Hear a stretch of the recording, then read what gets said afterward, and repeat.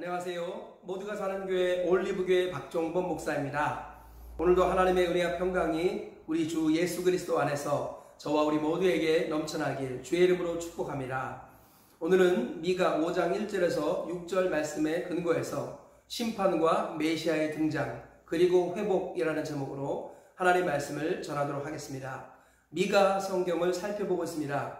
미가는 이사야 시대 히스기야 왕 시대에 활동했던 선지자였습니다. 북왕국 이스라엘과 남왕국 유다에 대해서 하나님의 말씀을 대언했던 선지자였습니다.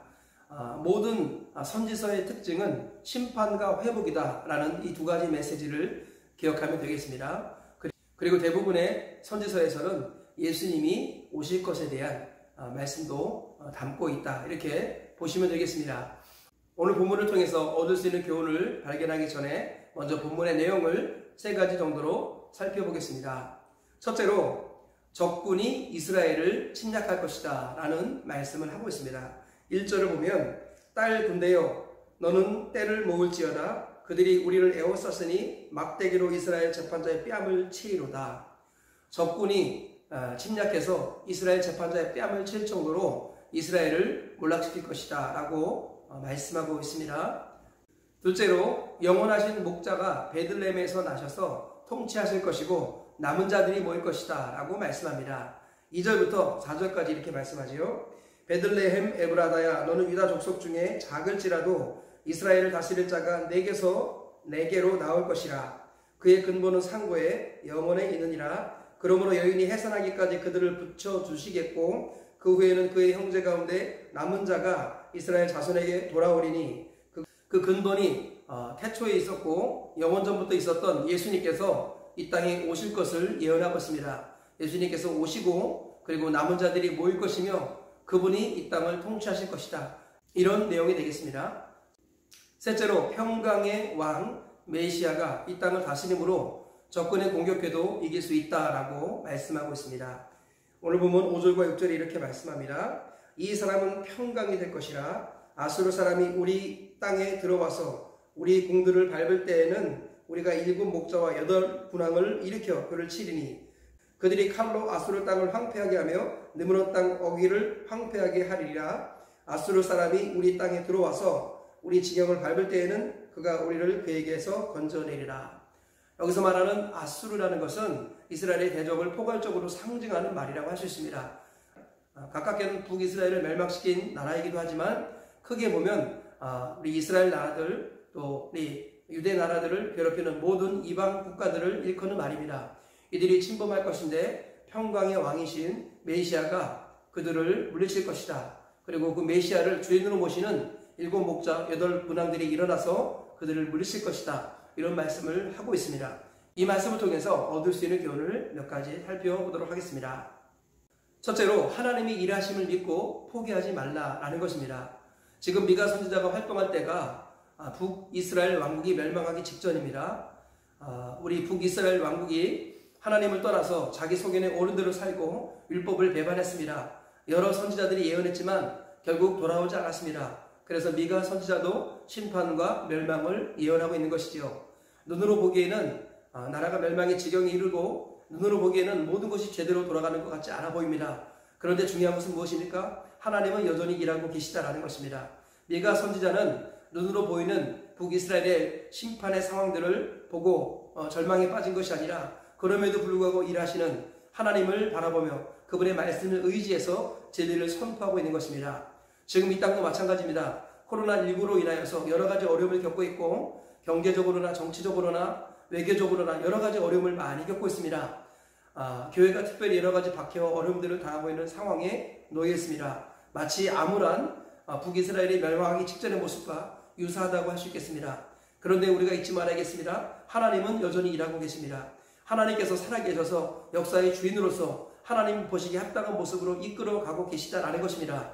그러므로 우리는 포기하지 말고 낙심하지 말고 하나님이 일하심을 믿으며 우리도 일해야겠습니다. 우리에게 맡겨진 사명을 감당하며 믿음의 주에 온전케 하시는 이인 예수님을 바라보아야겠습니다. 우리 믿는 도리의 사도이시며 대제사장이신 예수님을 깊이 생각해야겠습니다. 위의 것을 바라보며 위의 것을 생각하는 하나님의 사람이 되어야겠습니다. 우리가 선을 행하되 낙심하지 말지니 포기하지 아니하면 때가 이름에 거두리라. 주님이 말씀하심을 잊지 말고 선을 행하되 낙심하지 마시기 바랍니다. 지속하여 하나님의 때에 하나님께서 합당히 여기시는 열매를 맺게 하실 줄 믿습니다. 포기하지 아니할 때 열매를 주신 우리 하나님께 소망을 두며 여전히 사명을 따라 믿음으로 전진하시는 저와 우리 모두가 되시길 주의 이름으로 축복합니다. 둘째로 예수 그리스도를 주인으로 섬기는 교회가 세상을 다스릴 것이다 라고 말씀합니다. 성경은 한결같이 묻습니다. 누가 너의 주인이냐? 재물이냐? 하나님이냐? 나냐? 마귀냐? 우리 주님께서는 항상 우리에게 묻고 계시는 것을 잊지 말아야겠습니다. 구원이라는 것은 부활하신 예수님을 주인으로 모셔드리는 것입니다. 내가 만약 내 입으로 예수를 주로 시인하고 하나님께서 그를 죽은 자 가운데서 살리신 것을 내 마음에 믿으면 구원을 받으리라. 우리 주님께서는 주인이 바뀌는 것이 구원이라고 말씀합니다. 진정 구원받은 사람들은 예수님을 주인으로 모십니다. 예수님을 주인으로 생각하고 예수님 안에서 생각하고 예수님 안에서 말하고 예수님 안에서 행동하는 사람입니다. 그 사람이 바로 이 땅을 다스리는 사람이에요. 다스린다라는 개념은 무력으로 억압한다는 개념이 아니라 하나님의 말씀에 근거하여 기도로 섬긴다는 것을 말하는 것입니다. 우리 성도가 세상을 다스리는 방법은 예수님처럼 섬기는 것입니다.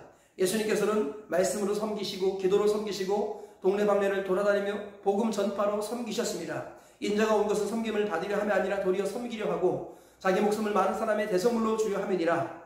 우리 주님은 섬김으로 이 땅을 다스리셨습니다.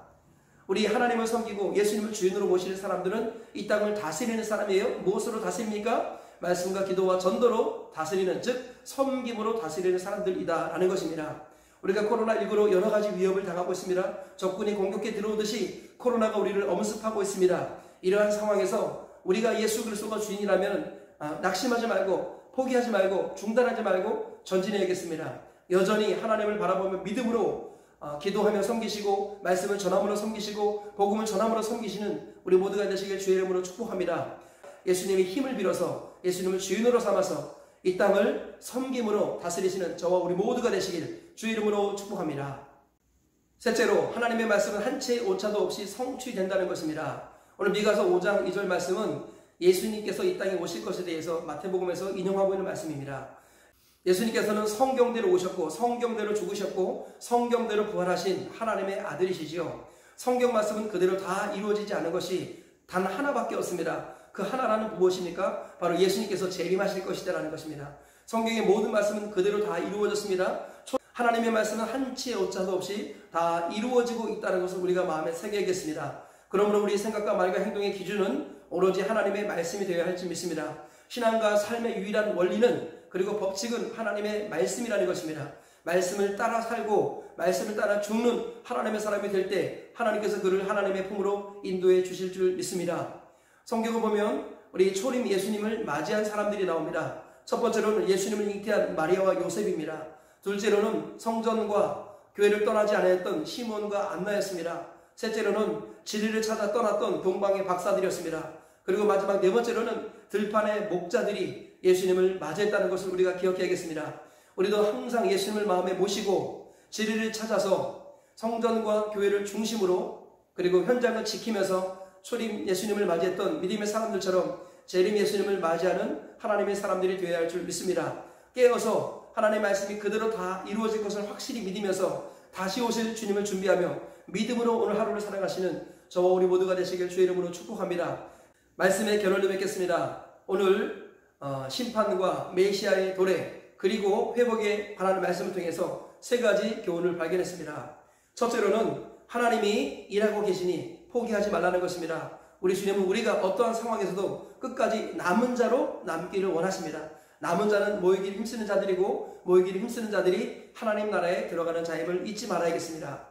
둘째로 예수 그리스도를 주인으로 모신 교회와 성도가 이 땅을 섬김으로 다스릴 것이다 라는 것입니다.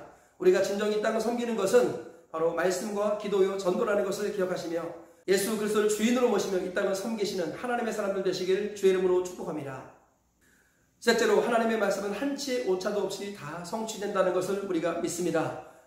마리아와 요셉처럼 시몬과 안나처럼 동방의 박사들처럼 들판의 목자들처럼 예수님을 맞이할 수 있는 하나님의 사람들 되시길 주의 이름으로 축복합니다.